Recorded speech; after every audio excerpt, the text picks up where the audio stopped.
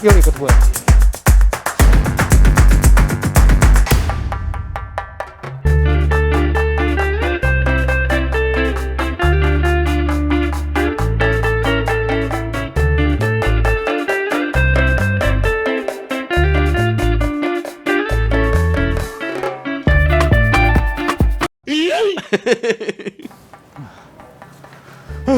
Capek juga ya ternyata punya kolektor mobil kuno gini, apalagi kayak gue tuh punya kolektor kuno gini ada dua. Tiap hari tuh perawatan harus gila banget deh. Tapi maaf, ini bukan mobil gue. Ini adalah mobil, coba lihat. Ini mobil Rap 2 dan itu mobil Rap 1. Yang pastinya ini bukan mobil gue. Oke, balik lagi dengan gue Abang di program Nyore. Lo tau nggak gue hari ini kemana dan ngapain aja? Oke, ikutin gue terus.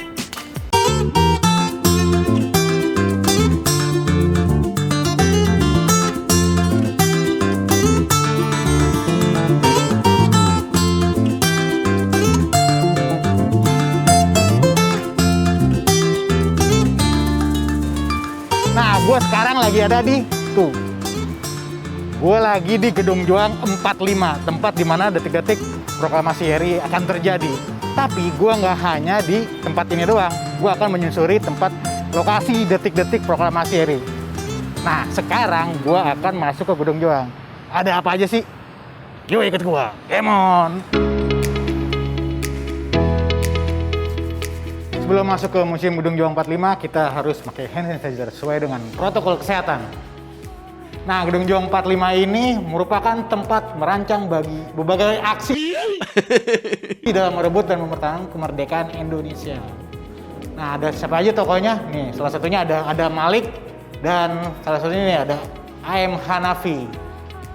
Terus ada beberapa tokoh, ada kayak Rusale dan Soekarni juga. Nah, ini Menteng 31 ini pada masa pendudukan Jepang dan pada masa Jepang ini hotel di Jalan Menteng dikuasai oleh Seidenbu atau barisan propaganda Jepang gitu. Dan pada masa kemerdekaan Menteng 31 ini melebur dengan Komite Fund Aksi Revolusi Proklamasi dan berhasil merebut kembali Gedung Menteng 31 dari tangan Jawa Hokokai pada tanggal 23 Agustus 1945.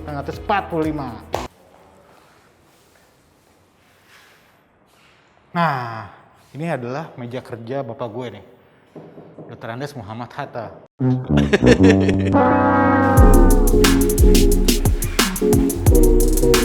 Jadi museum di Gedung Juang 45 ini menjadi markas program pendidikan politik yang diadakan bagi sejumlah tokoh pemuda yang berperan di era kemerdekaan.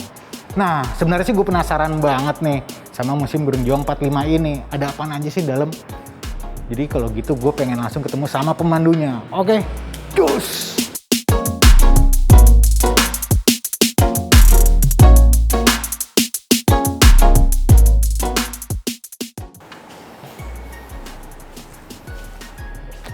Mana ya pemandunya ini? Gue nyari-nyari dulu. Itu dia nih, banyak. Langsung aja kita samperin ya. Halo Mbak. Halo Mas. Dengan Mbak siapa? Yunda, saya Yunda. Oh Mbak Yunda. Mbak salah satu pemandu di Gedung Juang 45 ini. Oh gitu. Mbak, museum ini kan sangat bersejarah banget ya, apalagi jelang kemerdekaan RI itu, karena banyak banget ceritanya. Itu ada apa aja sih Mbak ceritanya? Ya, pada saat itu di Gedung Menteng 31 ini dulu pernah dijadikan sebagai markas pemuda dan pada saat itu juga pernah dijadikan sebagai tempat pendidikan politik.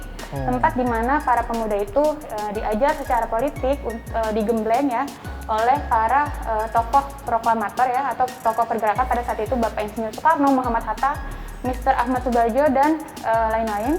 Itu dididik di gedung ini sewaktu dijadikan tempat pendidikan politik, digembleng secara fisiknya, mentalnya, lalu diberikan kuliah-kuliah. Nah, di sini juga sebagai tempat markas para pemuda Menteng 31 dan juga kita juga punya diorama ya, diorama menuju kemerdekaan RI. Ya. Gitu. Itu diorama itu di mana di sana ya? Iya, tadi di sebelah sana. Oh gitu. Kita langsung ke sana aja gimana, Mbak? Boleh. Oke.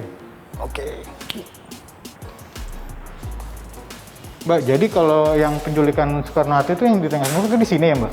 Kalau di sini dijadikan sebagai markas Menteng 31 ya, Pemuda Menteng 31 pada saat itu, dan juga di sini tempat dibuatnya organisasi Konaksi. Oh gitu. Seperti itu. Oh. Nah di sini nih apa aja nih Mbak? Nah di sini kita ada diorama Rengas Dengklok ya. Pada saat itu ceritanya tuh pada tanggal 14 Agustus, tepatnya pada tahun 1945. Pada saat itu para pemuda itu sudah mendengar berita kekalahan Jepang. Jepang itu sudah bertekuk lutut terhadap sekutu ya. Jadi para pemuda itu gencar untuk memproklamasikan kemerdekaan, dan diadakan rapat di Eijkman Institute pada saat itu pada tanggal 14 Agustus ya. Itu di situ rencananya untuk mendesak Soekarno dan Hatta untuk cepat-cepat memproklamirkan kemerdekaan. Nah, dari situlah, dari gedung Eijkman Institute itu. Nah, kemudian di hari berikutnya pada tanggal 15 Agustus 1945 itu diadakan rapat lagi di Jalan Cikini 71. Dan kemudian dirumuskanlah pada tanggal 17 Agustus 1945 tepatnya pada jam 3 pagi ya, di rumah Laksamana Maeda dioramanya. Ini berarti museum yang naskah proklamasi ya, ini ya, Mbak? perumusan naskah proklamasi. Di sini diadakan perumusan naskah proklamasi yang dihadiri oleh Bapak Insinyur Soekarno, Muhammad Hatta, lalu juga ada anggota-anggota PPKI yang turut serta pada saat itu. Teksnya juga ditulis dan ditandatangani oleh Bapak Insinyur Soekarno dan Bung Hatta pada saat itu. Itu yang tiduran siapa tuh Mbak? Ya. Itu patungnya saja. Patungnya jatuh maksudnya. Iya, itu jatuh ya, belum tiduran itu di situ Mbak. Oke Mbak, terima kasih atas informasinya. Jadi saya udah tahu tentang Museum Gedung Juang 45 ini kayak apa. Oke Mbak, sampai berjumpa kembali ya. Saya terus yuk. Oke guys, tadi itu gue sudah ngomong-ngomong dengan pemandu wisatanya Gedung Juang 45. Sekarang gue langsung ke Museum Perumusan Naskah Proklamasi. Oke, let's go!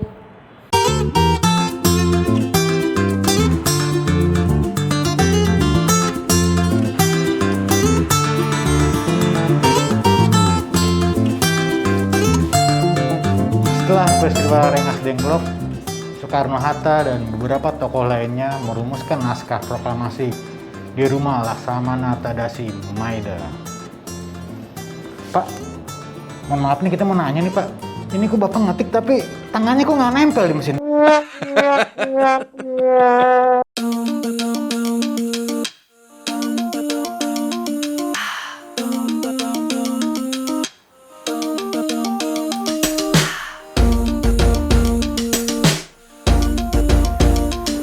Kala itu, Laksamana Maeda bersedia menyediakan rumahnya dan menjamin keselamatan Soekarno-Hatta dan beberapa tokoh lainnya.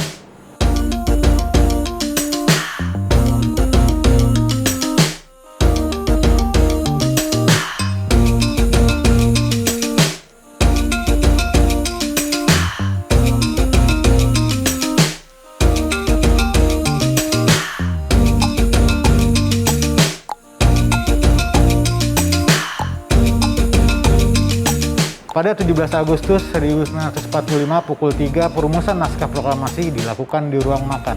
Naskah sebanyak 2 alinea selesai dibuat 2 jam kemudian.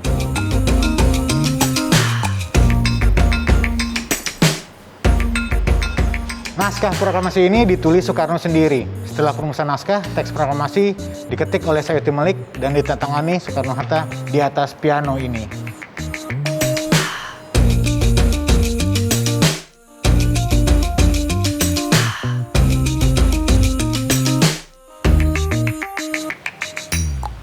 Setelah kita melihat ke dalam di mana naskah proklamasi dibuat, sekarang tiba waktunya kita ke tempat bersejarah juga, yakni tempat di mana teks proklamasi diikrarkan. Tebak di mana? Yuk ikut gue.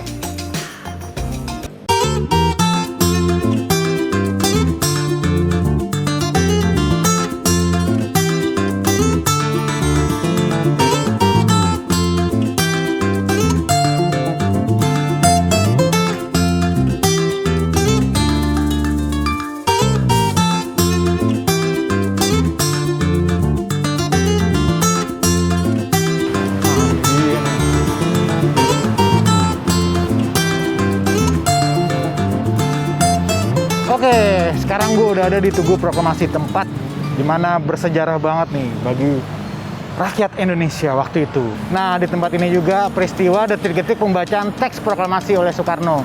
Namun Soekarno saat itu sedang dalam keadaan sakit. Jadi pembacaan teks proklamasi itu dilangsungkan pada pukul 10 dan dipadati oleh beberapa saksi. Nah, 5 tahun setelah Indonesia merdeka, rumah Soekarno dirobohkan pada 27 Agustus 1950. Belum jelas alasan Soekarno merobohkan rumah tersebut. Namun setelahnya dibangunlah Tugu Proklamasi pada tahun 17 Agustus 1972.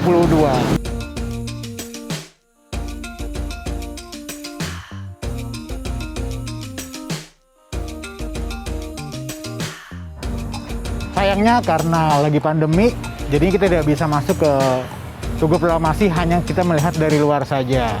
Jadi hari ini gua sudah mengunjungi beberapa tempat sejarah jelang proklamasi. Yang pertama itu ada Gedung Joang, yang kedua itu ada Museum Naskah Teks Proklamasi, yang ketiga Tugu Proklamasi. Nah, jadi sekian nyore dari kali ini edisi spesial kemerdekaan RI.